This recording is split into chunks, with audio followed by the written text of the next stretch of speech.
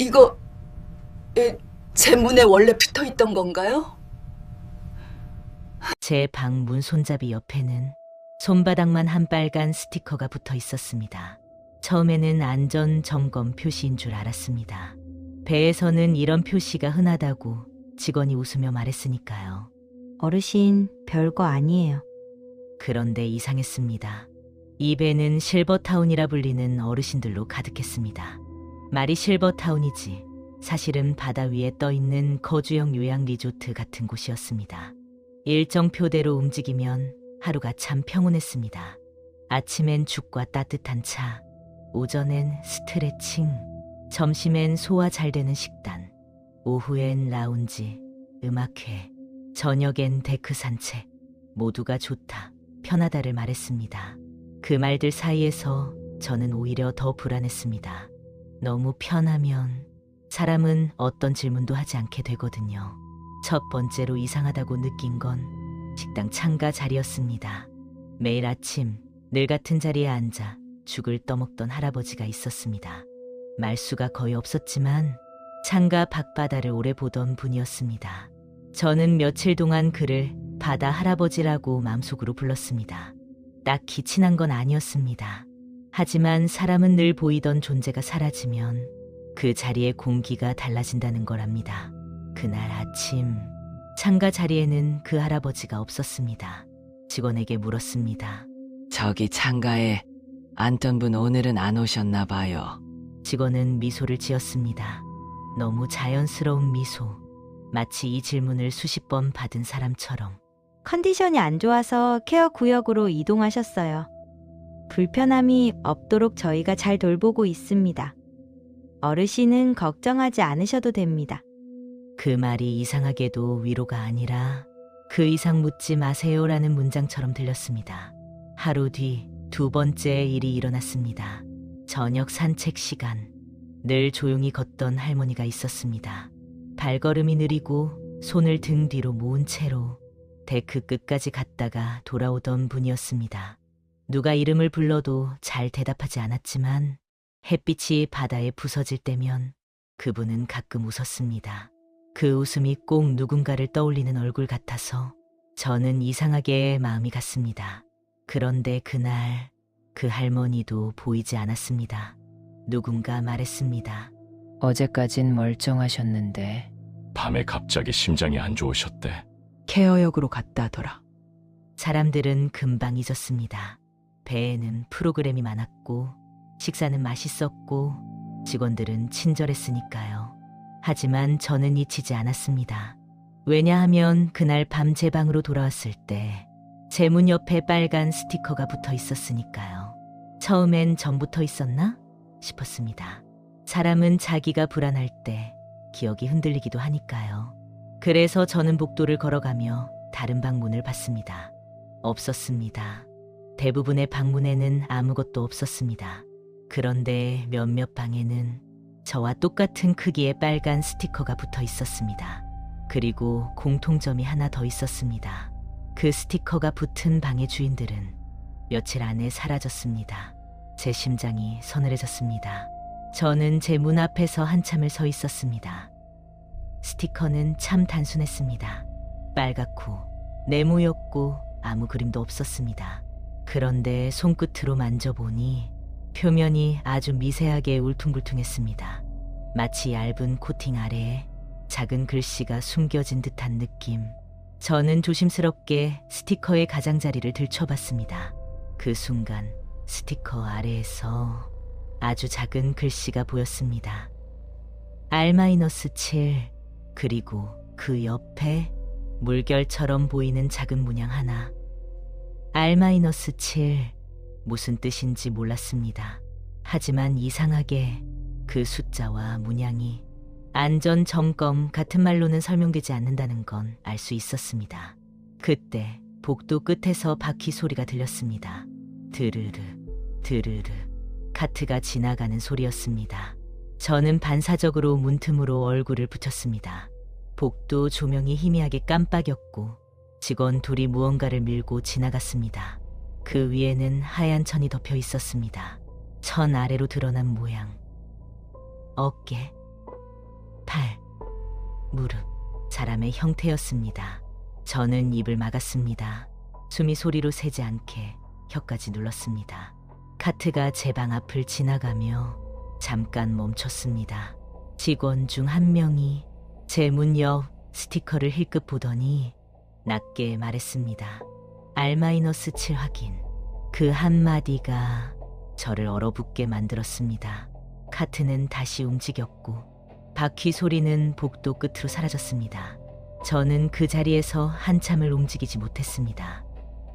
그때 제 손목의 팔찌가 아주 약하게 진동했습니다. 따뜻한 진동이 아니라 차가운 알림 같은 진동. 팔찌 화면에 문구가 떴습니다. 라운지 방문 요청 R-7. 시간 2310, 23시 10분. 밤 11시가 넘는 시간이었습니다. 그런데 이 배의 규칙은 밤 10시 이후 복도 출입 금지였습니다.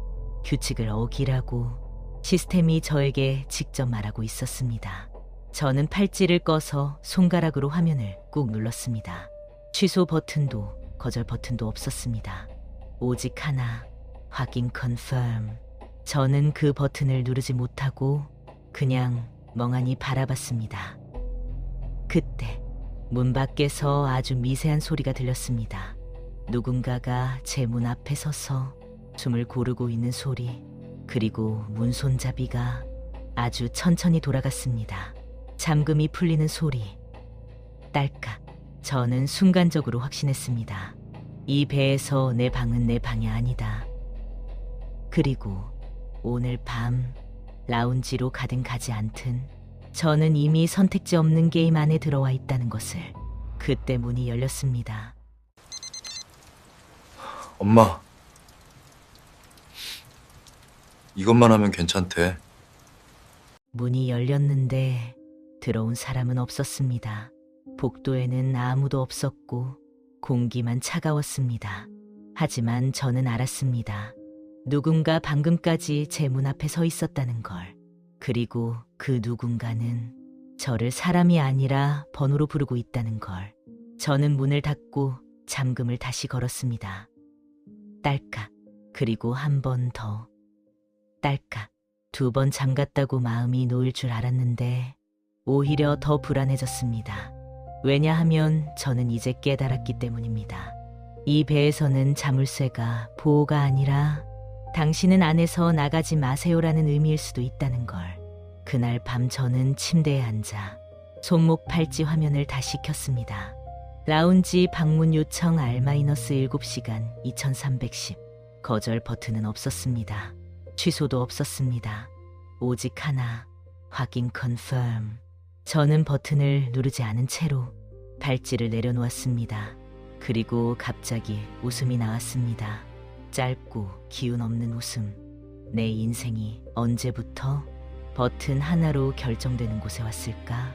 그때 제 머릿속에 한 장면이 떠올랐습니다. 며칠 전 제가 이 배에 오기 전의 일. 도윤이 집에 찾아왔던 날이었습니다. 아들 도윤과 며느리 서연은 아주 준비된 사람들처럼 들어왔습니다.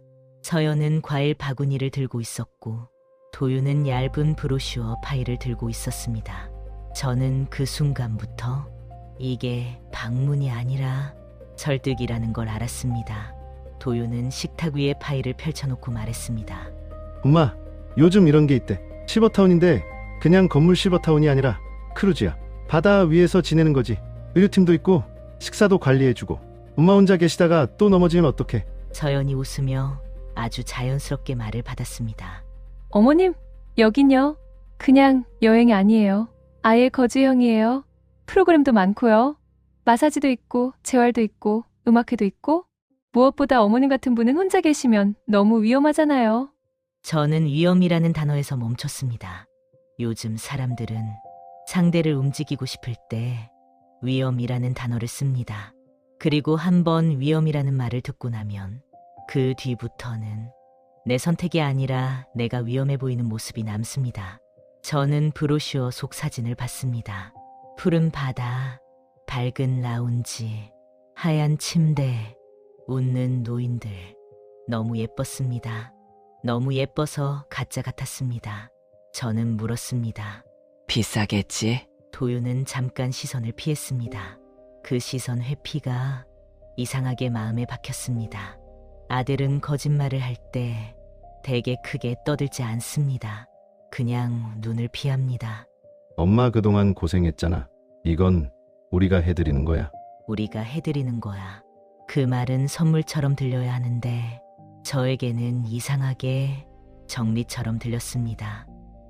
마치 이제 엄마 몫은 여기까지 라고 말하는 것처럼 그날 저는 도윤을 똑바로 봤습니다. 너 무슨 일 있니? 도윤은 웃으려 했습니다. 하지만 웃음이 얼굴에 붙지 않았습니다. 입꼬리만 올라가고 눈은 올라가지 않았습니다. 없어. 그냥 일이 좀 바쁘지. 서연이 그때 제 손등을 살짝 덮었습니다. 따뜻한 손. 그런데 그 따뜻함이 이상하게도 연기처럼 느껴졌습니다. 어머님, 요즘 세상 무섭잖아요. 혼자 계시면 진짜 저희가 마음이 안 놓여요. 어머님이 편해지시면 저희도 숨 좀 쉬어요. 그 말에서 저는 아주 작은 칼날을 느꼈습니다. 저희도 숨 좀 쉬어요. 그 말은 곧 어머님 때문에 숨이 막혀요. 라는 뜻이기도 하니까요. 저는 그날 밤 남편 사진 앞에 앉아 있었습니다. 남편은 이미 세상을 떠났지만 사진 속에서는 늘 같은 표정이었습니다. 조용히 아무 말도 없이 저는 사진을 보며 말했습니다. 여보, 나 어디로 가는 걸까? 내가 진짜 불편한 존재가 된 걸까? 그때 제가 정말 무서웠던 건 죽음도 아니고 외로움도 아니었습니다. 필요 없는 사람이 되는 것. 그게 더 무서웠습니다. 며칠 뒤 저는 항구에 섰습니다. 배의 이름은 세레나데. 입구 현수막에는 이렇게 적혀 있었습니다. 바다 위에서 누리는 평생의 안식. 도윤이 제 캐리어 손잡이를 잡았습니다. 그 손이 미세하게 떨렸습니다. 저는 그 떨림을 느끼고도 모르는 척했습니다. 부모는 자식의 떨림을 보면 자기도 같이 흔들리거든요. 배에 오르기 전 도윤이 갑자기 말했습니다. 엄마, 여기선 규칙 잘 지켜. 직원들이 시키는 대로 하면 돼. 괜히 문제 만들지 말고. 그 말이 작별 인사 같아서 저는 가슴이 서늘해졌습니다. 도윤아, 이거 너희가 정말 나를 위해서 하는 거 맞니? 도윤은 고개를 들지 못했습니다. 그리고 한참 뒤에야 짧게 대답했습니다. 응, 엄마. 다 괜찮아질 거야. 서연이 그때 제 팔을 꼭 잡고 말했습니다. 어머님, 진짜로요? 여기 오시면 아무 걱정 없어요. 정말 아무 걱정 안 하셔도 돼요. 아무 걱정. 그 말이 너무 정확해서 오히려 무서웠습니다. 누군가가 아무 걱정하지 마세요라고 말할 때는 보통 그 사람이 걱정해야 할 것들을 이미 다 알고 있을 때니까요. 저는 배에 올라탔고 문이 닫히는 소리를 들었습니다. 철컥, 철컥. 그리고 지금 제 손목 팔찌에는 거절할 수 없는 문장이 떠 있습니다. 라운지 방문 요청 R-7 2310. 저는 팔찌를 바라보며 아들의 마지막 말이 떠올랐습니다. 규칙 잘 지켜. 문제 만들지 말고. 그 말은 아들이 제게 남긴 충고가 아니라 어쩌면 누군가가 아들을 통해 제게 전한 경고였을지도 모릅니다. 저는 침대에서 일어났습니다. 그리고 문 쪽으로 걸어갔습니다. 라운지에 가야 하는지 안 가야 하는지 아직 모르겠습니다. 하지만 한 가지는 확실했습니다. 이 배는 저를 쉬게 하려고 데려온 곳이 아니라 저를 처리하려고 데려온 곳일 수도 있다는 것.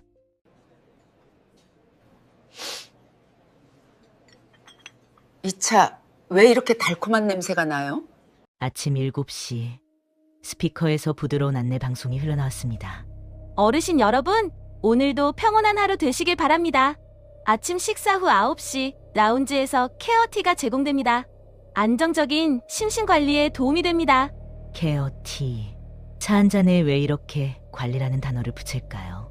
저는 침대에서 일어나 손목 팔찌를 확인했습니다. 밤새 떠있던 문구는 사라졌지만 대신 오늘 일정이 자동으로 떠 있었습니다. 8시 아침 식사, 9시 케어티, 10시 30분 건강 체크, 12시 점심, 15시 라운지 프로그램, 18시 저녁, 21시 산책 권장, 22시 취침 유도. 여기는 정말 사람을 쉬게 하는 곳이라기보다 사람을 시간표 안에 넣는 곳 같았습니다. 식당에 내려가자 어르신들이 조용히 줄지어 앉아 계셨습니다. 대부분 웃고 계셨지만 웃음이 어딘가에 닿았습니다. 좋다는 말이 많을수록 그 안에는 묻지 말자가 섞여 있는 법이니까요. 저는 어제부터 계속 비어있는 창가 자리를 봤습니다. 바다 할아버지가 앉던 자리였습니다. 오늘도 비어 있었습니다. 저는 조심스럽게 물었습니다. 그 창가에 앉으시던 분 아직도 케어 구역에 계신가요? 지원이 미소를 지었습니다. 너무 정확한 미소였습니다. 눈꼬리 각도까지 연습된 사람처럼. 네, 어르신. 컨디션이 조금 저하되셔서요. 저희가 잘 돌보고 있으니 걱정하지 않으셔도 됩니다. 저는 고개를 끄덕였지만 속으로는 한 문장이 반복됐습니다. 컨디션이 저하되면 사람은 사라진다. 그때 제 맞은편에 낯선 할아버지 한 분이 조용히 앉았습니다. 회색 니트, 깔끔한 솜, 눈빛이 다른 분들과 달랐습니다. 멍한 눈빛이 아니라 주변을 측정하는 눈빛. 그분이 먼저 말을 걸었습니다. 정미자 어르신 맞으십니까? 저는 놀라서 그분을 봤습니다. 네, 맞는데요. 저는 박춘식이라고 합니다. 어제 복도에서 잠깐 뵌 것 같습니다. 박춘식 어르신은 숟가락을 천천히 내려놓더니 아주 작은 목소리로 말했습니다. 어르신, 이 배에는 규칙이 있습니다.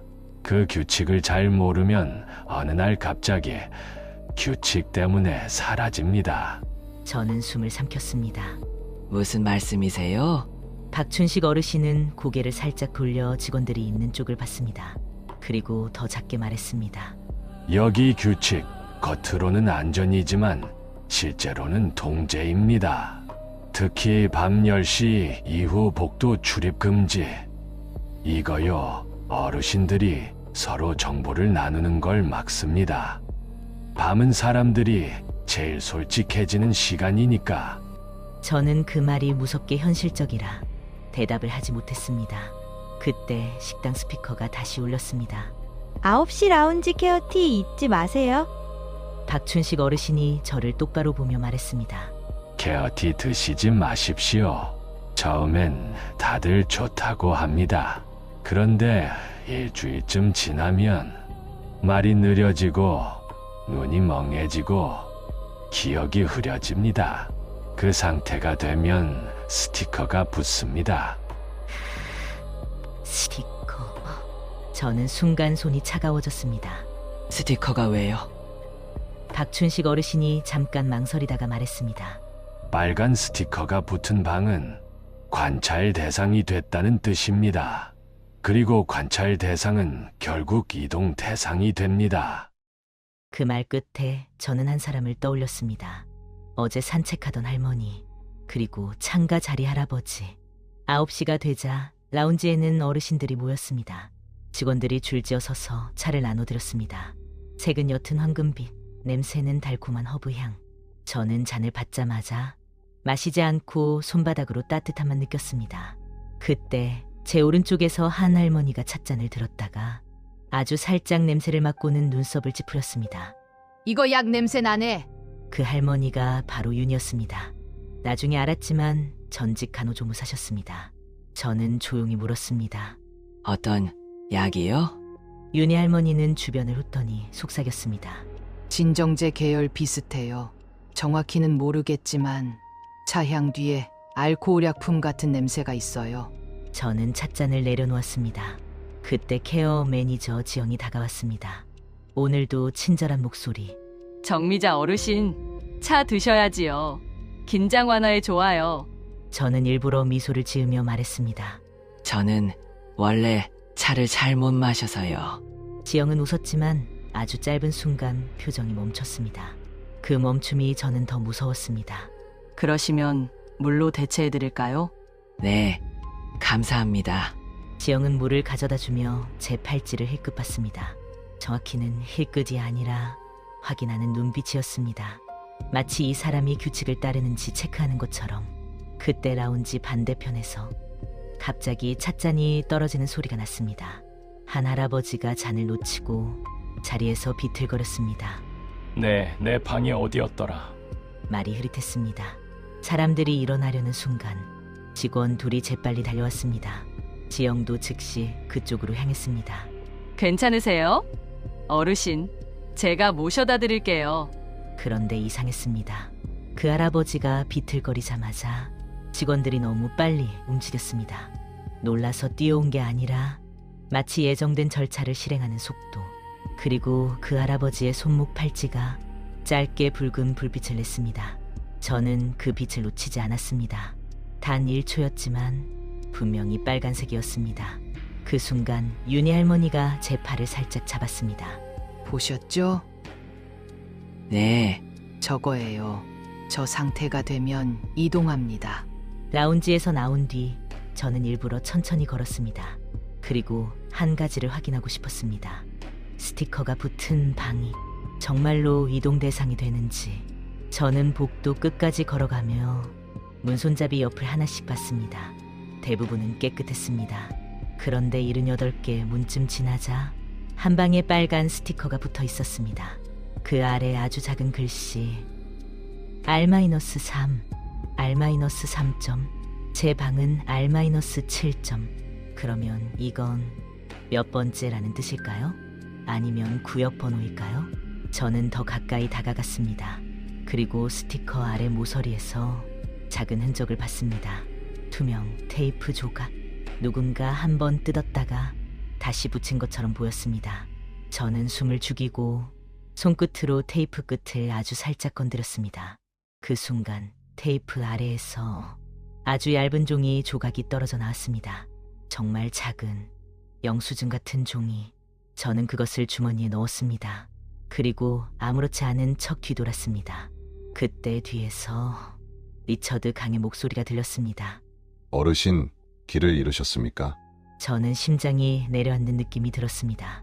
천천히 돌아보니 정장 같은 옷을 입은 남자가 부드럽게 웃고 있었습니다. 하지만 그 웃음은 라운지의 친절한 웃음이 아니었습니다. 저는 이 배의 운영 책임자 리처드 강입니다. 어르신 안전을 위해 출입 제한 구역 근처는 오지 않으시는 게 좋습니다. 저는 입술이 마르도록 침착하게 말했습니다. 그냥 산책하다가요. 리처드 강이 고개를 끄덕였습니다. 좋습니다. 그럼 어르신, 오늘 밤은 문을 꼭 잠그시죠. 문을 꼭 잠그라.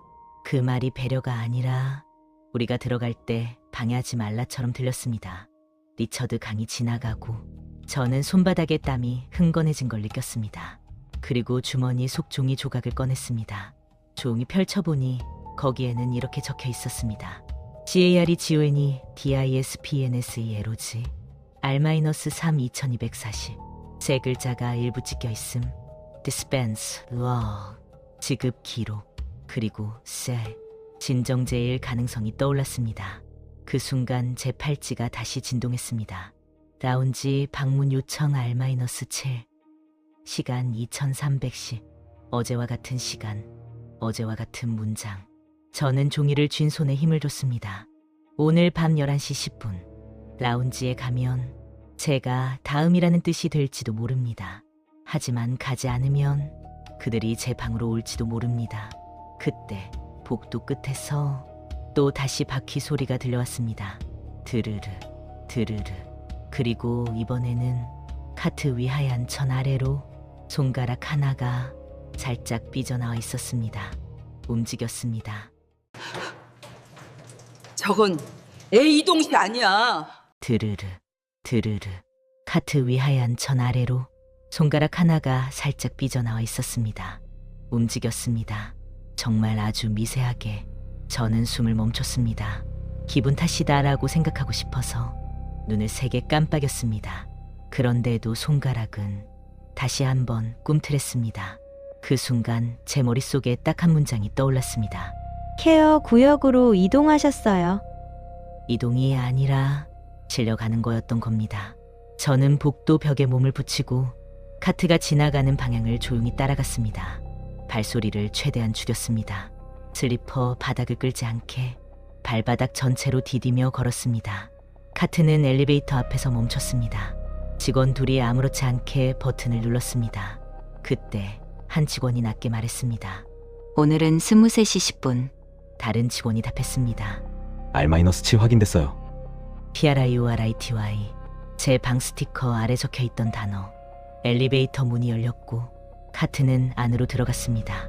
문이 닫히기 직전 하얀 천 아래에서 또 한 번 손가락이 보였습니다.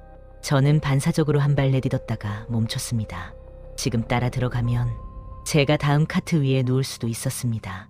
엘리베이터 문이 닫히는 소리. 철컥. 복도는 다시 조용해졌습니다. 저는 주머니 속종이 조각을 꺼냈습니다. 아까 R-3 스티커 아래에서 떨어진 그 얇은 기록지. CareZone dispense log. R-3 22시 40분. 네, 새, 진정제. 윤희 할머니가 말했던 약 냄새가 머릿속에서 다시 올라왔습니다. 그 순간 제 손목 팔찌가 진동했습니다. 라운지 방문 요청 R-7 23시 10분. 똑같은 시간, 똑같은 문장. 그제야 확신했습니다. 2310은 초대가 아니라 수거 시간입니다. 저는 바로 데크로 나갔습니다. 사람이 적은 시간대였습니다. 바람이 차가웠고 바다는 검었습니다. 거기에서 박춘식 어르신이 난간에 기대 서 있었습니다. 마치 제가 올 걸 알고 있었던 사람처럼요. 저는 숨을 고르고 아주 낮게 말했습니다. 박 어르신 제 방에 빨간 스티커가 붙었어요. R-7이요. 박춘식 어르신은 놀라지 않았습니다. 그게 더 무서웠습니다. 이미 예상했다는 뜻이니까요. 거기까지 왔군요. 그분은 제 손에 쥔 종이를 봤습니다. 그거 어디서 났습니까? R-3방 스티커 아래에서요. 박춘식 어르신이 종이를 받아들고 한참 동안 잃었습니다. 그리고 이를 악물었습니다. 맞습니다. 케어티는 차가 아닙니다. 사람을 순응시키는 약입니다. 그때 뒤에서 작은 발소리가 들렸습니다. 윤희 할머니였습니다. 윤희 할머니는 제 얼굴을 보더니 바로 제 손목을 잡고 팔찌를 확인했습니다. 23시 10분. 윤희 할머니의 목소리가 낮아졌습니다. 저 시간 위험해요. 저는 예전에 비슷한 방식 본 적 있어요. 수면 유도 혼미 동의서 처리. 그리고 다음 날 케어 구역이라는 말로 끝. 저는 입술이 말라서 겨우 물었습니다. 그럼 저는 어떻게 해야 해요? 박춘식 어르신이 천천히 말했습니다. 혼자 가시면 끝입니다. 하지만 우리가 같이 움직이면 길은 있습니다. 윤희 할머니가 제 손을 더 꽉 잡았습니다. 어르신, 지금부터는 착한 사람처럼 행동하셔야 해요. 순응하는 척. 박춘식 어르신이 덧붙였습니다. 저는 이 배 구조를 조금 압니다. 예전에 기관실 쪽 일을 했습니다. 이런 배는 직원 통로가 따로 있습니다. 손님이 못 보게 숨겨놓은 길. 그 말에 윤희 할머니가 고개를 끄덕였습니다. 저도요. 의무실 쪽 문이 어디로 연결되는지 대충 봤어요. 그 둘이 서로를 보며 말했습니다. 오늘 밤 R-3 방을 봐야 합니다. 거기서 사라진 사람 흔적이 나오면 이건 소문이 아니라 증거가 돼요. 저는 숨을 크게 들이마셨습니다. 그리고 고개를 끄덕였습니다. 그럼 23시 10분 나온 지 호출은요? 박춘식 어르신이 제 팔찌를 봤습니다. 가셔야죠. 안 가면 그들이 어르신 방으로 올 겁니다. 가서 우리에게 길을 열어주셔야 합니다. 윤희 할머니가 제 눈을 똑바로 봤습니다. 대신 약은 절대 드시면 안 돼요. 겁을 받으면 입만 대는 척. 삼키지 말고 기회가 생기면 버리세요. 저는 속으로 생각했습니다. 내가 지금 바다 위에서 낯선 사람들과 작전을 짜고 있다. 그런데 이상하게도 무섭기만 한 게 아니었습니다. 처음으로 나 혼자만 미친 게 아니구나 하는 안도가 생겼습니다. 23시 10분. 라운지 불은 절반만 켜져 있었습니다. 사람들은 거의 없었고 직원들만 조용히 서 있었습니다. 케어 매니저 지영이 저를 발견하자 바로 다가왔습니다. 정미자 어르신, 와주셔서 감사해요. 목소리는 부드러웠지만 눈이 익지 않았습니다. 오늘은 어르신 컨디션을 위해 특별 케어 티를 준비했어요. 그녀가 찻잔을 내밀었습니다. 윤희 할머니 말대로였습니다. 향은 달콤한데 끝에 약품 냄새가 아주 얇게 붙어 있었습니다. 저는 미소를 지었습니다. 제가 할 수 있는 가장 착한 표정으로요. 고맙습니다. 그리고 잔을 들었습니다. 입술만 살짝 깼습니다. 삼키지 않았습니다. 그 순간 제 손목 팔찌가 다시 진동했습니다. 이번엔 문구가 달랐습니다. Compliance check. 수능 확인. 저는 손끝이 차가워졌습니다. 이건 돌봄이 아니라 실험이었습니다.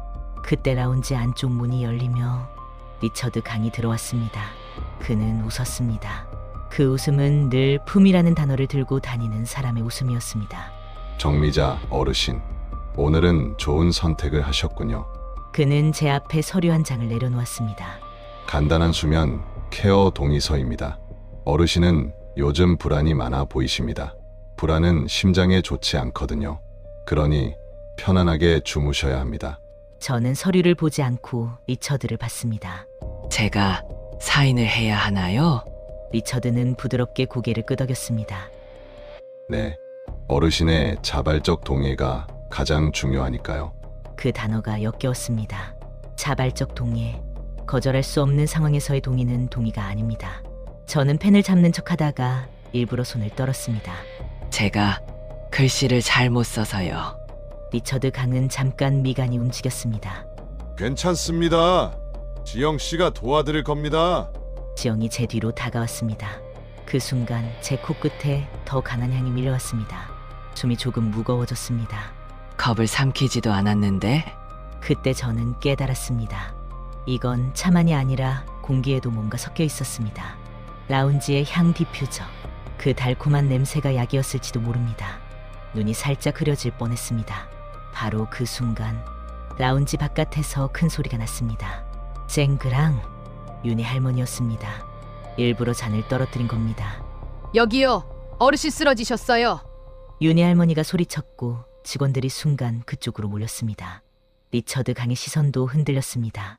그 틈에 박춘식 어르신이 라운지 옆 직원 전용 문 앞에 서서 손짓을 했습니다. 지금이라는 손짓. 저는 심장이 터질 것 같았지만 몸이 먼저 움직였습니다. 저는 잔을 들고 걷는 척하다가 라운지 화분 뒤로 살짝 손을 돌려 차를 흙에 부었습니다. 그리고 박춘식 어르신 쪽으로 갔습니다. 직원 전용 문이 열렸습니다. 안쪽은 차가운 형광등, 좁은 통로, 사람이 숨기고 싶은 길. 박춘식 어르신이 속삭였습니다. R-3방으로 갑니다. 지금 아니면 못 갑니다. 윤희 할머니가 뒤에서 따라붙었습니다. 서둘러요. 우리는 통로를 뛰듯 걸었습니다. 그리고 마침내 R-3 표시가 붙어있던 문 앞에 섰습니다. 박춘식 어르신이 손잡이를 잡았는데 잠겨 있었습니다. 그때 윤희 할머니가 제 손목을 잡고 팔찌를 문 옆 센서에 갖다 댔습니다. B, 초록불. 문이 열렸습니다. 문 안에는 정리되지 않은 짐이 있었습니다. 구겨진 옷, 열려있는 캐리어, 그리고 침대 위에 놓인 가족 사진. 사진 속에는 중년 남자가 웃고 있었고 옆에는 아버지로 보이는 그 할아버지가 앉아 있었습니다. 저는 사진을 들고 숨을 삼켰습니다. 이분이 창가 할아버지. 그 얼굴이었습니다. 책상 위에는 서류가 한 장 더 있었습니다. 제목이 보였습니다. 케어 펀드 전환 동의서. 그리고 서명란. 서명은 할아버지 이름이 아니었습니다. 아들의 이름이었습니다. 그 순간 뒤에서 아주 낮은 문소리가 들렸습니다. 철컥. 문이 다시 잠기는 소리. 그리고 복도 쪽에서 발소리가 멈춰섰습니다. 리처드 강의 목소리였습니다. 찾았습니다. R-7 어르신 거기 계셨군요. 여기선 잠들면 안 돼요. 문이 잠겼습니다. 안에서 잠그는 소리가 아니라 밖에서 잠그는 소리였습니다. 철컥. 그리고 문 밖에서 리처드 강의 목소리가 다시 들렸습니다. 정미자 어르신, 문 열어주시죠. 여기는 출입 제한 구역입니다. 박춘식 어르신이 제 앞을 가로막았습니다. 손짓으로 숨을 죽이자는 신호를 보냈습니다. 윤희 할머니는 재빨리 방 안을 둘러보다가 침대 옆 커튼 뒤를 가리켰습니다. 저는 숨을 삼키고 커튼 뒤로 몸을 숨겼습니다. 커튼 천이 얇아서 제 심장 소리가 들릴까 무서웠습니다. 문 밖에서 누군가 카드키를 대는 소리가 났습니다. 삐, 삐, 그리고 잠시 후 기계음이 들렸습니다. 리처드가 낮게 웃었습니다. 의외네요. R-7의 출입 권한이 여기에 적용될 줄은. 그 말에 저는 등골이 더 서늘해졌습니다. 제 팔찌가 문을 열 수 있다는 건 곧 이 시스템이 저를 어느 구역까지는 이미 허용하고 있다는 뜻이었습니다. 허용은 보호가 아니라 유도일 수도 있으니까요. 리처드가 조용히 말했습니다. 좋습니다. 그럼 절차대로 하죠. 그 순간 방 안 공기가 아주 미세하게 변했습니다. 향이 조금 더 진해졌습니다. 라운지에서 맡았던 그 달콤한 냄새가 아주 천천히 방 안으로 스며드는 느낌. 윤희 할머니가 커튼 쪽으로 다가와 제 손목을 살짝 잡았습니다. 그리고 거의 입술만 움직여 속삭였습니다. 냄새 조심하세요. 이거 차가 아니라 공기예요. 저는 코로 숨 쉬는 걸 멈췄습니다. 입으로 얕게 숨을 쉬었습니다. 그런데 입으로 숨을 쉬면 더 힘들었습니다. 조금만 방심해도 그 달콤한 향이 목구멍을 타고 들어올 것 같았습니다. 문 밖에서 다시 리처드 목소리가 들렸습니다. 지영 씨, 문 열 필요 없습니다. 안에서 나오게 하세요. 지영의 목소리가 아주 가까이 들렸습니다. 어머님 지금 나오시면 좋게 끝낼 수 있어요. 괜히 무서운 일 만들지 마세요. 그 말이 역겨웠습니다. 무서운 일을 만든 건 우리가 아니라 당신들인데. 박춘식 어르신이 아주 조용히 제게 손을 내밀었습니다. 증거. 저는 책상 위에 있던 서류를 다시 떠올렸습니다. 케어 펀드 전환 동의서, 그리고 서명란에 적힌 이름, 아들의 이름. 저는 커튼 틈으로 책상 쪽을 봤습니다. 서류는 그대로 있었습니다. 하지만 그 위에 작은 검은 태블릿 하나가 놓여 있었습니다. 아까는 없던 물건. 윤희 할머니도 그걸 봤는지 얼굴이 굳었습니다. 저거 관리 태블릿이에요. 환자 아니, 대상자 상태 보는. 그때 태블릿 화면이 자동으로 켜졌습니다. 마치 누군가가 밖에서 원격으로 켠 것처럼. 화면에는 리스트가 보였습니다. R-1, R-2, R-3, 그리고 R-7점. 제 이름 옆에 작은 문구가 떴습니다. Priority 2310 Non-Compliance Risk. 수능 실패, 위험. 저는 손끝이 얼어붙었습니다. 그 순간 리처드가 문 밖에서 말했습니다. 정미자 어르신, 오늘 밤 라운지에서 좋은 선택을 하셨더군요. 잔도 들었고 서류도 앞에 있었고. 그런데 왜 여기까지 오셨습니까? 그는 마치 대화하는 척했지만 그 말투는 이미 결론을 알고 있는 사람의 말투였습니다. 어르신이 원치 않으시면 저희는 강요하지 않습니다. 하지만 규정 위반은 기록됩니다. 기록은 곧 케어 강도 조정으로 이어집니다. 케어 강도 조정. 좋은 말이었습니다. 하지만 그 뜻은 분명했습니다. 더 깊은 곳으로 데려가겠다. 윤희 할머니가 제 손목을 꽉 잡았습니다. 그리고 제 귀에 숨처럼 속삭였습니다. 지금 종이 가져가야 해요. 그게 없으면 우리는 그냥 소문이에요. 박춘식 어르신이 조용히 몸을 낮추고 책상 쪽으로 기어갔습니다. 바닥에 카펫이 숨을 죽여주는 게 다행이었습니다. 그런데 문 밖에서 지영이 말했습니다. 리처드님, 방 안 움직임 감지됩니다. 커튼 쪽 심박 변동 있어요. 심박, 발찌가 우리를 말하고 있었습니다. 저는 순간적으로 깨달았습니다. 이 시스템은 위치만 보는 게 아니라 불안까지 수치로 계산하고 있었습니다. 리처드의 목소리가 낮아졌습니다. 어르신, 끝까지 가실 건가요? 그리고 그는 아주 천천히, 아주 정확하게 한 문장을 덧붙였습니다. 아드님, 도윤 씨는 이미 이해하셨습니다. 가족이 선택한 겁니다. 그 말에 제 속이 무너졌습니다. 도윤이 이미 이해했다고? 저는 커튼 뒤에서 거의 튀어나갈 뻔했습니다. 박춘식 어르신이 손짓으로 참아라고 말했습니다. 리처드는 계속 말했습니다. 어르신이 여기서 소란을 피우시면 그 부담은 가족에게 갑니다. 저희는 가족과의 신뢰를 가장 중요하게 여기거든요. 그 순간 책상 위 서류의 서명란이 제 머릿속에 다시 떠올랐습니다. 도윤. 저는 손가락 끝으로 커튼을 꽉 쥐었습니다. 손톱이 천에 박혔습니다. 그때 박춘식 어르신이 종이를 집었습니다. 동의서와 함께 책상 아래에 끼워져 있던 얇은 종이 한 장과 같이, 그리고 커튼 쪽으로 돌아오려는 순간 태블릿 화면이 번쩍이며 붉은색으로 변했습니다. Movement detected lockdown. 젠장. 박춘식 어르신이 아주 낮게 욕을 했습니다. 방의 환풍구에서 바람 소리가 커졌습니다. 향이 확 올라. 달콤하고 끈적한 냄새. 윤희 할머니가 제 손을 잡고 속삭였습니다. 지금 나가면 안 돼요. 들키면 끝이에요. 근데 여기 있으면 냄새 때문에 먼저 쓰러져요. 그때 침대 옆 전화기에서 갑자기 불이 들어왔습니다. 선실 내 통화 제한이라던 그 전화기. 그리고 한 줄이 찍혔습니다. 보호자 연결 도윤. 저는 심장이 내려앉았습니다. 도윤이 여기로 전화했다고? 윤희 할머니가 전화기를 집어들려다 멈췄습니다. 함정일 수도 있어요. 그때 전화기에서 아주 짧은 음성이 흘러나왔습니다. 자동 음성 메시지처럼.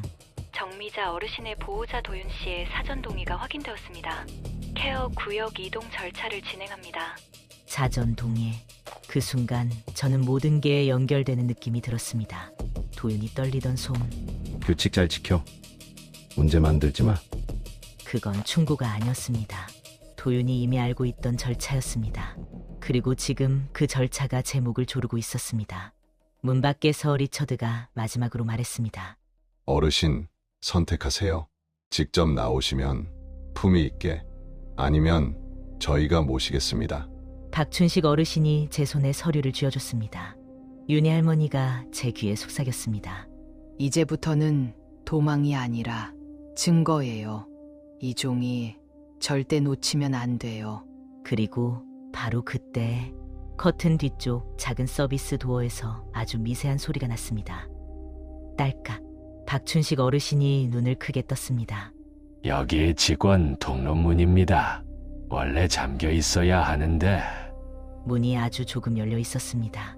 누군가 안에서 열어준 겁니다. 우리 편인지 함정인지 알 수 없었습니다. 하지만 확실한 건 하나였습니다. 지금 문 밖으로 나가면 리처드와 지영에게 잡힙니다. 지금 이 문으로 들어가면 어딘지도 모르는 길로 떨어집니다. 저는 서류를 가슴에 안고 그 틈으로 발을 내딛었습니다. 그 순간 문 밖에서 리처드 강이 웃었습니다. 좋습니다. 그럼 다음 단계로 갑시다. 그리고 제 팔찌가 강하게 진동했습니다. Care Zone Transfer 0100. R7 Priority. 1시. 남은 시간은 2시간도 안 됐습니다. 차가 아니라 공기였어.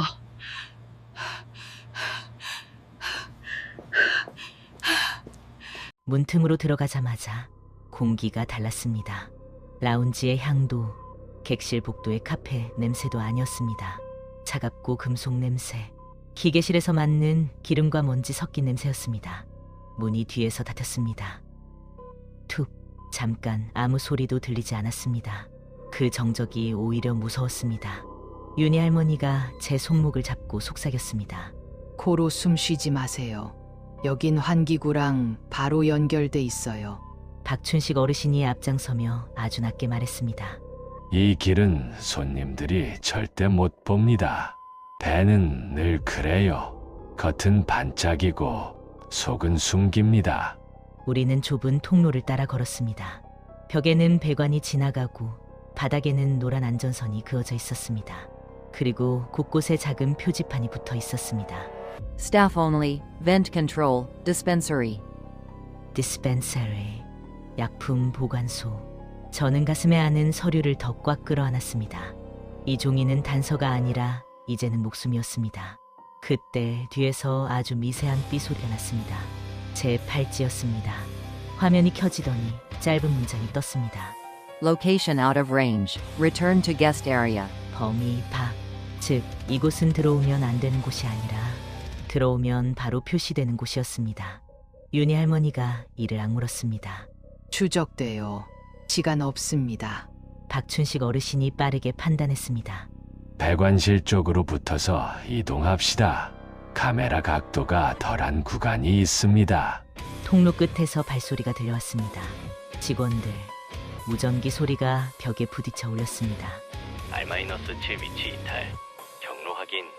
통로 센서에 잡혔습니다. 차단 구역 잠금 준비. 저는 순간 다리가 풀릴 뻔했습니다.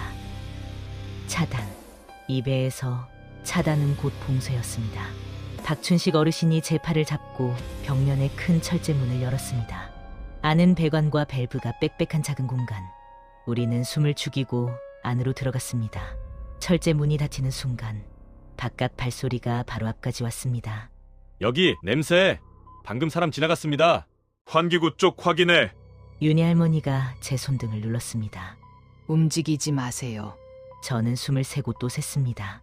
하나, 둘, 셋. 심장이 너무 커서 들킬 것 같았습니다. 그때 바로 눈앞의 벽면에 작은 스티커가 붙어 있는 게 보였습니다. Diffuser setting 2250-2310. Aerosol sedation blend. 저는 눈을 의심했습니다.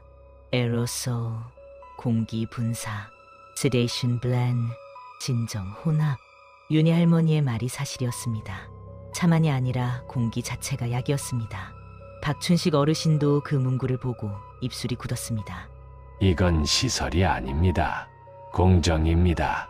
그때 배관실 반대편 작은 문이 아주 조심스럽게 열렸습니다. 딸깍. 저는 반사적으로 몸을 뒤로 뺐습니다. 윤희 할머니도 숨을 삼켰습니다. 문틈으로 얼굴 하나가 들어왔습니다. 젊은 남자 직원. 20대 후반쯤 눈밑이 심하게 퀭했습니다. 그가 속삭였습니다. 어르신 여기 계셨군요. 박춘식 어르신이 낮게 경계했습니다. 당신 누구요? 젊은 직원은 손을 들어 보이며 말했습니다. 저는 의무실 보조입니다. 이 배에 온 지 2달 됐습니다. 저 문 제가 열었습니다. 제가 숨을 들이마시려는 순간 그는 다급히 덧붙였습니다. 믿으시라고는 못하겠습니다. 근데 오늘 밤은 더 위험합니다.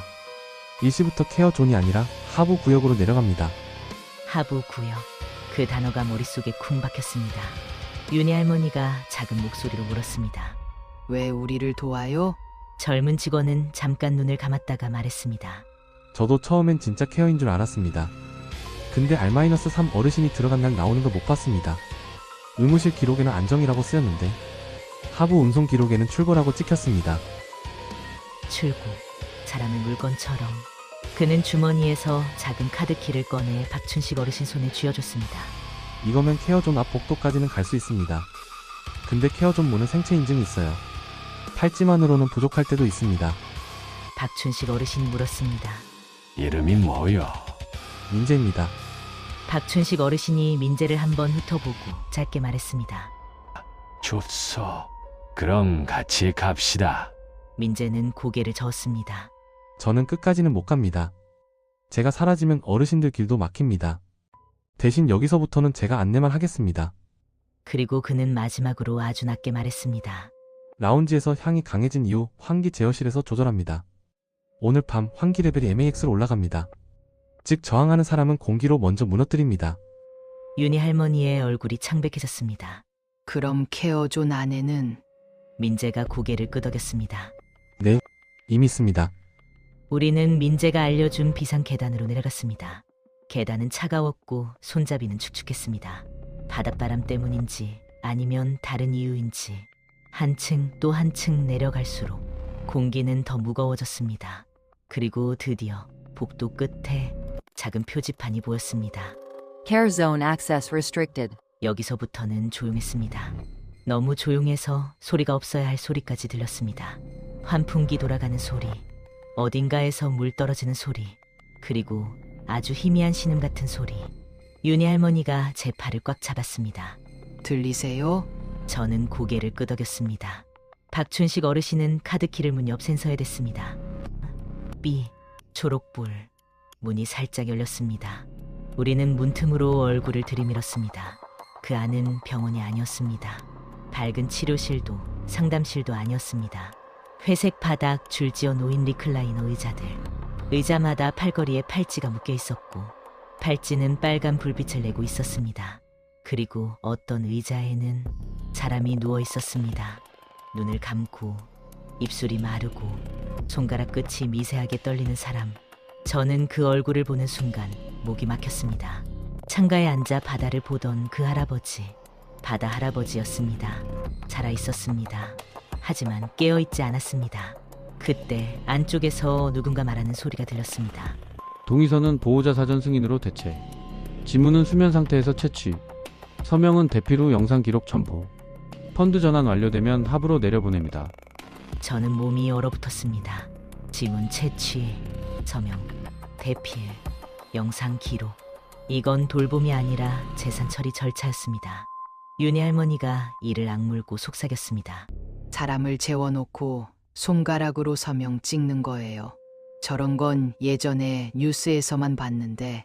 박춘식 어르신이 제 손에 쥔 서류를 탁 잡았습니다. 우리가 가진 종이만으로는 부족합니다. 저 안에서 운송 기록이나 영상 기록 하나만 더 가져와야 합니다.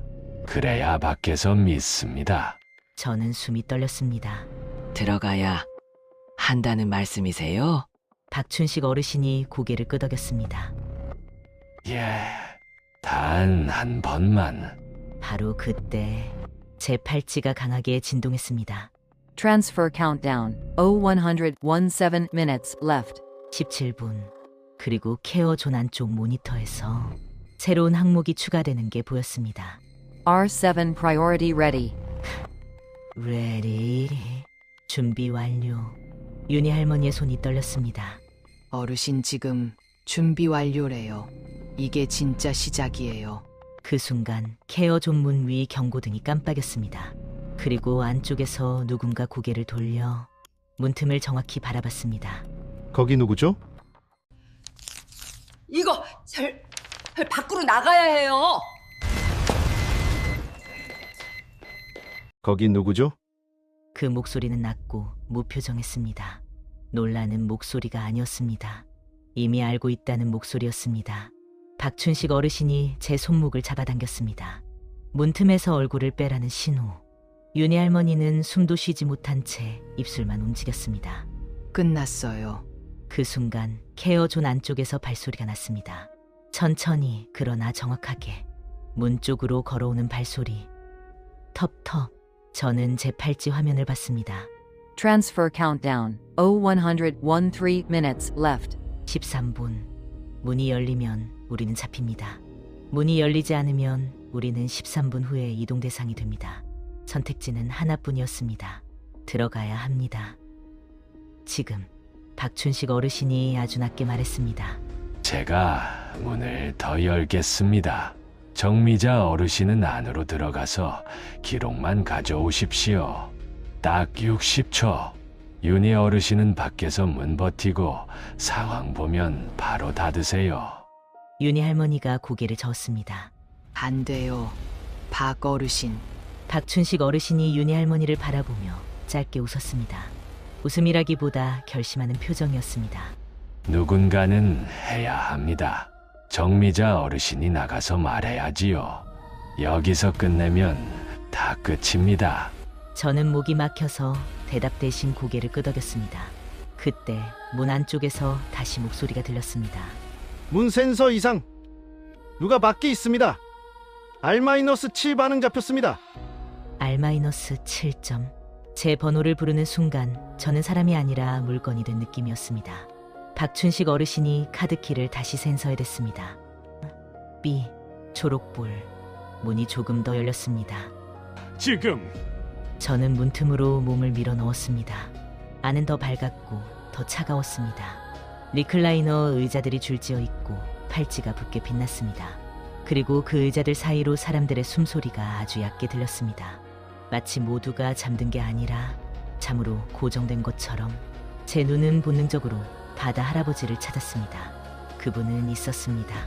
눈을 감고 입술이 마르고 손가락 끝이 아주 미세하게 떨리는 상태로 저는 울컥했지만 멈췄습니다. 지금은 감정이 아니라 증거였습니다. 박춘식 어르신이 말한 대로 60초. 저는 의자 끝 벽면의 모니터 쪽으로 뛰득거렸습니다.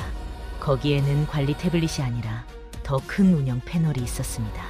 화면에는 리스트가 떴습니다. R3 status out. R5 status out. R6 status out. 그리고 R7 status ready. out. 밖으로 나갔다. 아니면 출구? 그때 제 오른쪽에서 작은 금속 서랍이 눈에 들어왔습니다.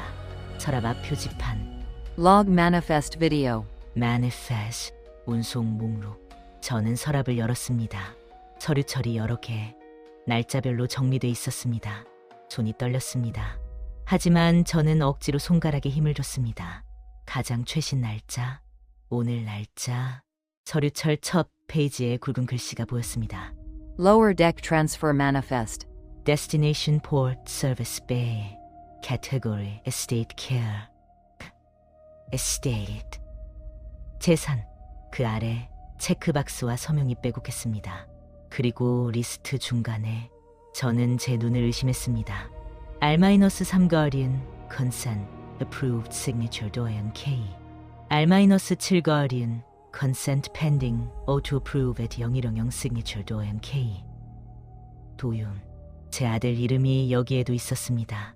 그 순간 제 머리가 하얘졌습니다. 도윤이 도대체 왜?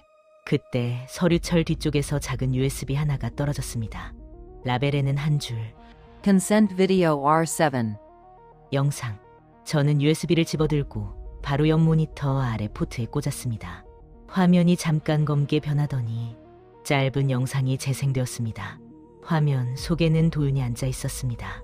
제가 기억하는 도윤은 늘 어깨가 굳었는데 그날 영상 속 도윤은 어깨가 무너져 있었습니다. 도윤 앞에는 리처드 강이 있었습니다. 그리고 지영도 있었습니다. 리처드가 말했습니다.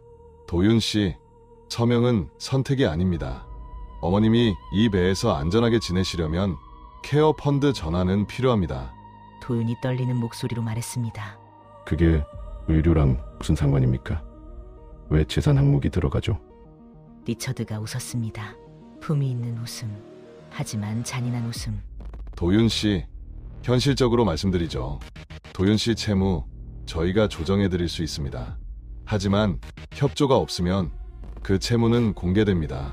도윤의 얼굴이 하얗게 질렸습니다. 그럼 어머니는요? 리처드가 아주 조용히 말했습니다. 어머니는 케어가 더 필요하신 상태로 기록될 겁니다. 기록은 곧 이동으로 이어지죠. 도윤이 고개를 숙였습니다. 그리고 울었습니다. 아주 짧게. 자존심이 허락하지 않는 울음이었습니다. 엄마는 아무것도 모르는데. 지영이 낮게 말했습니다. 도윤 씨, 어머님은 편안해지실 거예요. 불안도 줄고 기억도 편해지고 힘든 건 다 없어질 거예요. 그 말이 너무 무서웠습니다. 기억이 편해진다는 건 기억이 사라진다는 뜻이니까요. 영상 속 도윤이 펜을 잡았습니다. 손이 덜덜 떨렸습니다. 그리고 서명했습니다. 그 순간 도윤이 마지막으로 카메라를 봤습니다. 마치 어딘가에 있는 저를 보는 것처럼. 그리고 입술로만 말했습니다. 엄마, 미안해. 영상이 끝나자마자 제 숨이 꺾였습니다. 저는 지금까지 도윤이 저를 버렸다고 생각했습니다. 그런데 버린 게 아니라 협박 속에서 선택을 빼앗긴 얼굴이었습니다. 하지만 그걸 이해한다고 해서 제가 여기서 살아나갈 길이 생기는 건 아니었습니다. 그때 케어존 안쪽에서 누군가 소리쳤습니다. 문 열렸다! 누가 들어왔다! 발소리, 빠른 발소리. 저는 USB를 뽑고 운송 목록에서 제 번호가 찍힌 페이지를 확 찢었습니다. 종이가 찢어지는 소리가 너무 크게 들렸습니다. 찰칵, 전등이 한 번 깜빡였습니다. 그리고 제 팔찌가 다시 진동했습니다. 109 minutes left. 9분. 저는 문 쪽으로 뛰었습니다. 그런데 문 앞에서 윤희 할머니가 제 눈을 똑바로 봤습니다. 윤희 할머니의 얼굴이 이상했습니다. 결심한 얼굴. 윤희 할머니가 아주 낮게 말했습니다. 정미자 어르신, 나가세요. 지금. 윤희 어르신도 같이. 윤희 할머니가 고개를 저었습니다. 저는 제가 해야 할 일이 있어요. 그리고 윤희 할머니가 제 손에 뭔가를 쥐어줬습니다. 작은 스티커 조각. 라벨이 붙어있는 유리병에 찢긴 부분. Sedation blend lot number. 약품, 라벨. 이것까지 가져가면 빼박이에요. 윤희 할머니가 웃었습니다. 눈물이 섞인 웃음. 그 순간 뒤에서 사람들이 들이닥쳤습니다. 직원 2명, 그리고 지영. 지영이 윤희 할머니를 붙잡았습니다. 어머님, 왜 그러세요? 이러시면 기록이 나빠져요. 윤희 할머니가 비명을 지르지 않았습니다. 대신 지영을 똑바로 보며 말했습니다. 기록이요? 당신들이 쓰는 그 기록이 사람을 죽여요. 지영의 눈이 아주 짧게 흔들렸습니다. 정말 0.5초 정도. 그 흔들림이 인간의 흔들림인지 연기의 흔들림인지 저는 알 수 없었습니다. 박춘식 어르신이 저를 밀었습니다. 나가. 지금. 저는 문틈으로 빠져나왔습니다. 박춘식 어르신도 따라 나오려는 순간 지원이 박춘식 어르신 팔을 잡아당겼습니다. 이 사람도! 박춘식 어르신이 마지막으로 저를 봤습니다. 그리고 아주 작게 고개를 저었습니다. 멈추지 마라. 문이 닫혔습니다. 밖에서 다시 철컥. 저는 통로에 주저앉을 뻔했습니다. 하지만 제 손에는 찢긴 운송 목록, USB, 약품 라벨이 있었습니다. 그리고 케어 종문 너머에서 윤희 할머니 목소리가 마지막으로 들렸습니다. 정미자 어르신 살아서. 그 말이 끝나기도 전에 환풍기 소리가 갑자기 커졌습니다. 달콤한 향이 통로까지 밀려나왔습니다. 그 순간 제 팔찌 화면이 붉게 변했습니다. Lockdown. R7 capture authorized. 체포 승인. 그리고 통로 끝에서 리처드 강의 발소리가 들렸습니다. 이제 증거를 가지셨군요. 그럼 더더욱 밖으로 나가시면 안 됩니다. 지금 여기서 사람들이 사라지고 있어요. 통로 전체가 붉게 깜빡였습니다. 평소엔 숨겨져 있던 배의 속살이 이제는 대놓고 이를 드러내는 느낌이었습니다. 제 팔찌 화면은 빨갛게 타오르고 있었습니다. Lockdown. R7 capture authorized. 체포 승인. 그 단어가 뜨는 순간 저는 사람이 아니라 범죄자처럼 느껴졌습니다. 하지만 진짜 범죄자는 저 밖에 있었습니다. 통로 끝에서 리처드 강의 발소리가 가까워졌습니다. 그가 아주 차분하게 말했습니다. 정미자 어르신, 이 배는 어르신을 해치지 않습니다. 다만 어르신의 불안을 관리할 뿐이죠.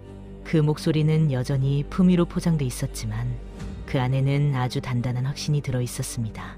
이 사람은 이미 수백 번 해봤다. 저는 서류와 USB, 약품 라벨을 가슴에 껴안고 반대쪽 계단으로 뛰었습니다. 발소리가 금속 바닥에 너무 크게 울렸습니다. 마치 여기 있어요 하고 저를 신고하는 것 같았습니다. 그때 어둠 속에서 누군가 제 팔을 확 잡았습니다. 저는 비명을 지르려다 입을 막힌 듯 멈췄습니다. 어르신 저예요. 민재였습니다. 얼굴이 더 창백해져 있었습니다. 땀이 아니라 공포로 젖은 얼굴. 민재가 속삭였습니다. 이쪽으로 오세요. 리처드님은 통로를 다 막았어요. 여기서 나가려면 구명정 데크로 올라가야 해요. 거기에 비상 위성 전화가 있습니다. 위성 전화요? 네. 일반 통화는 막아도 비상선은 못 막아요. 민재가 이를 악물었습니다. 근데 올라가려면 환기 제어실을 지나야 합니다. 지금 향을 MAX로 올려서 통로에서 오래 버티면 쓰러져요. 윤희 할머니의 얼굴이 떠올랐습니다. 케어존에서 향이 폭발하던 순간 그걸 견딘다는 건 말이 안 됐습니다. 민재가 제 손에 작은 천을 쥐어줬습니다. 젖은 천, 아주 차가운 물냄새. 코랑 입 막으세요. 젖은 천이면 조금은 버텨요. 저는 천으로 코와 입을 막고 고개를 끄덕였습니다. 그때 스피커에서 안내 방송처럼 들리는 목소리가 울렸습니다. 지영이었습니다. 케어 매니저 지영. R-7 어르신, 안전하게 돌아오시면 됩니다. 저항은 어르신 건강을 더 악화시킵니다. 그 문장이 너무 정상이라서 더 소름이 돋았습니다. 폭력이 가장 무서운 순간은 폭력이 관리라는 말로 말해질 때니까요. 민재가 제 손목을 잡아 끌었습니다. 지금입니다. 환기 제어실 문은 반쯤 열려 있었습니다. 안에는 커다란 팬들이 돌아가고 있었고 벽면에는 디퓨저 설정표가 붙어 있었습니다. 2310 aerosol sedation blend. O100 full compliance protocol. 1시 풀 컴플라이언스. 저 시간에 저는 완전히 수능된 사람이 되어야 했습니다. 민재가 콘솔 앞에 섰습니다. 손이 떨려서 키를 제대로 누르지 못했습니다. 민재 씨, 괜찮으세요? 민재는 짧게 웃었습니다. 괜찮을 리가 있겠어요. 저 여기 들어오기 전에 간호학과였어요. 사람 살리겠다고 왔는데 사람을 출고시키는 일을 하고 있었어요. 그 말이 끝나기도 전에 무전기 소리가 콘솔 위에서 터졌습니다. 환기 제어실 확인. 누가 들어갔다. R-7 신호 접근 중. 민재가 이를 악물고 콘솔을 눌렀습니다. 화면에 문구가 떴습니다. Purge mode 180 seconds. 퍼지 모드. 공기 배출입니다. 민재가 숨을 몰아쉬었습니다. 향을 잠깐 빼내요. 3분. 3분 안에 데크로 올라가야 해요. 그 순간 환풍기 소리가 달라졌습니다. 달콤한 향이 한 번에 빠져나가며 공기가 차갑고 맑아지는 느낌이 들었습니다. 하지만 동시에 경보음이 더 커졌습니다. 퍼지 모드면 운영진이 바로 알 텐데요. 알아도 상관없어요.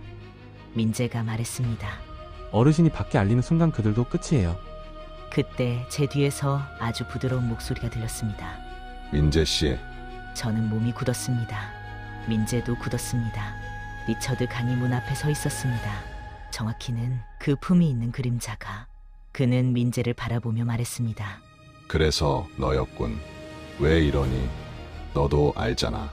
이 배는 법적으로 문제없어. 보호자 동의가 있고 계약이 있고 기록이 있지. 민재가 떨리는 목소리로 대답했습니다. 그 기록 거짓이잖아요. 수면 상태에서 지문 채취하고 서명 대피라고. 그게 돌봄이에요. 리처드 강이 고개를 살짝 갸웃했습니다.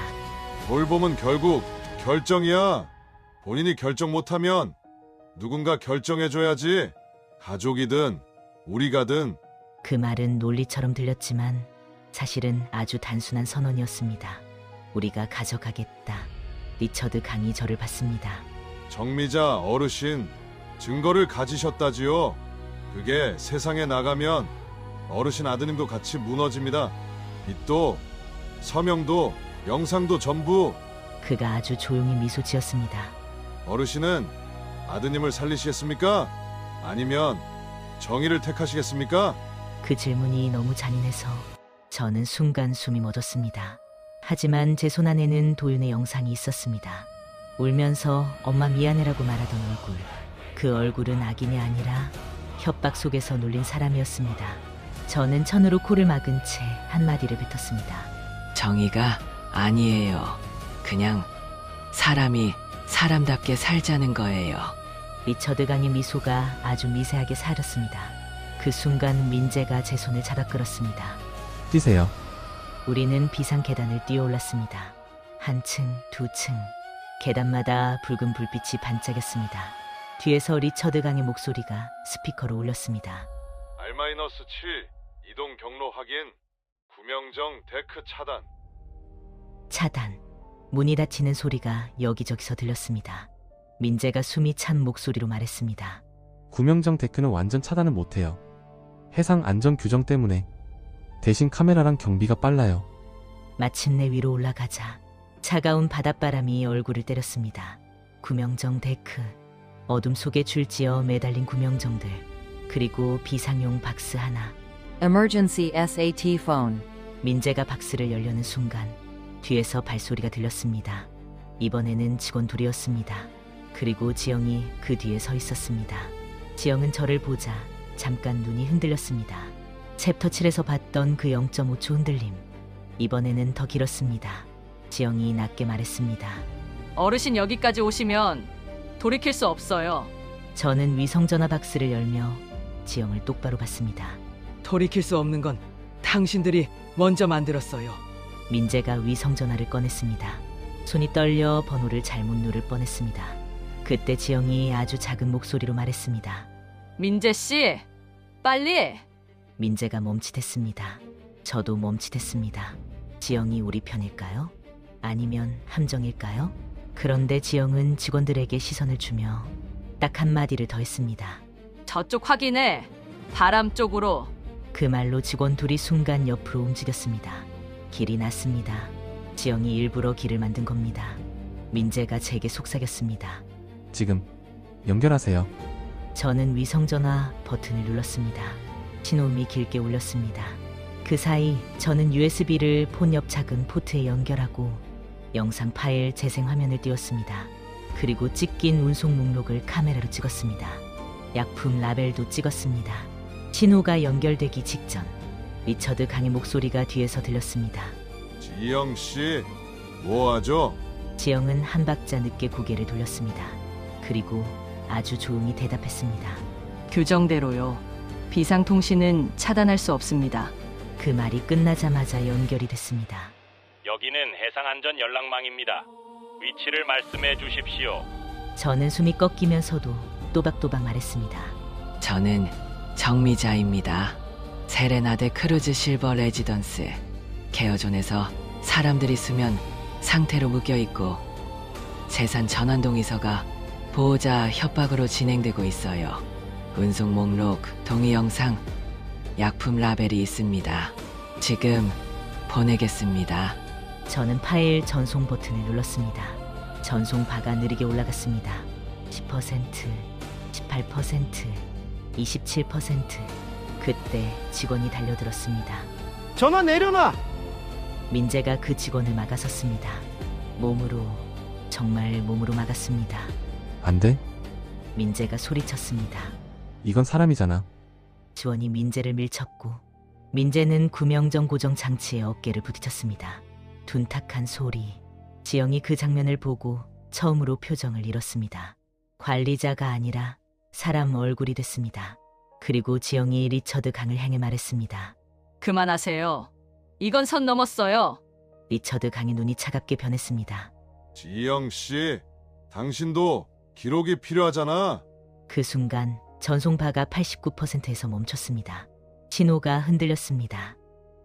제발. 저는 위성전화를 두 손으로 감싸 쥐었습니다. 바닷바람이 거세게 불었습니다. 그리고 100% 전송 완료. 그 문장이 뜨는 순간 저는 무릎이 풀려 주저앉았습니다. 제 목에서 숨이 한 번에 빠져나갔습니다. 전송 됐어요. 리처드 강의 얼굴에서 처음으로 확신이 깨졌습니다. 아주 작게, 하지만 분명히 깨졌습니다. 그는 한 발 다가오며 낮게 말했습니다. 그래도 어르신은 이 배에서 나갈 수 없습니다. 그 순간 멀리서 사이렌 소리가 들렸습니다. 배 바깥에서 울리는 아주 다른 사이렌. 그리고 스피커에서 기계음이 울렸습니다. 외부 해상 보안 절차 개시. 정선 준비. 정선. 배가 멈춘다는 뜻. 리처드 강이 고개를 들었습니다. 지영도 고개를 들었습니다. 직원들도 멈췄습니다. 바다 위에서 멀리 서치라이트가 번쩍였습니다. 작은 함정 하나가 다가오고 있었습니다. 민재가 피투성이 손으로 제게 아주 작은 미소를 지었습니다. 됐어요, 어르신. 이제 이 배는 더 이상 조용하지 못해요. 저는 눈물이 났습니다. 무서워서가 아니라 살아남았다는 느낌 때문에 그때 제 팔찌가 마지막으로 진동했습니다. R7 status pending. 그리고 화면이 꺼졌습니다. 마치 시스템이 이제 내가 시스템 밖으로 나갔다 라고 인정하는 것처럼 저는 바다를 바라보며 아주 작은 목소리로 말했습니다. 도윤아, 엄마 살아서 돌아갈게. 도윤아, 엄마는 아직 안 끝났어. 배가 멈췄습니다. 정선. 그 단어가 울리자 사람들의 표정이 처음으로 흔들렸습니다. 이 배가 휴양이 아니라 시스템이었다는 걸 이제 누구도 부정할 수 없었습니다. 저는 조사팀 임시구역에서 떨리는 손으로 전화를 붙잡았습니다. 도윤에게. 연결음이 2번 울리고 도윤의 목소리가 터져 나왔습니다. 엄마, 살아있어? 저는 대답이 늦었습니다. 살아있다는 말이 너무 무거웠으니까요. 살아있어. 도윤은 숨을 무너뜨리듯 울었습니다. 그리고 그 울음 끝에 사람의 고백이 나왔습니다. 엄마, 나 협박받았어. 그 사람들이 내 채무를 들고 엄마를 협상카드로 썼어. 저는 눈을 감았습니다. 화면 속 도윤이 펜을 들고 떨던 손이 떠올랐습니다. 도윤아, 엄마는 내가 미워서 여기서 나온 게 아니야. 엄마는 우리 둘 다 살려고 나온 거야. 그때 문이 열리고 민재가 들어왔습니다. 어깨에는 붕대, 눈에는 피로. 하지만 표정은 단단했습니다. 어르신, 윤희 어르신은 끝까지 버텼습니다. 그리고 박춘식 어르신은 민재가 잠깐 멈췄다가 말했습니다. 기계실 쪽 통로로 빠져나가서 내부 서버 위치를 알려줬어요. 이제 이 배가 숨겨온 기록을 통째로 열 수 있습니다. 저는 창밖 바다를 바라봤습니다. 바다는 여전히 조용했지만 오늘의 조용함은 더 이상 숨김이 아니었습니다. 그리고 저는 아주 작은 목소리로 말했습니다. 고마워요. 진짜 고마워요. 그날 밤 제 방문 앞에 붙었던 빨간 스티커는 떼어냈습니다. R-7점. 그런데 스티커가 떨어진 자리 아래 아주 얇은 글씨가 남아 있었습니다. R-8. 저는 그 숫자를 보는 순간 알았습니다. 이건 한 배의 문제가 아니라 어딘가에서 계속 만들어지는 방식의 문제라는 걸. 바다는 끝이 없고 사람을 번호로 부르는 방식도 끝이 없을 수 있습니다.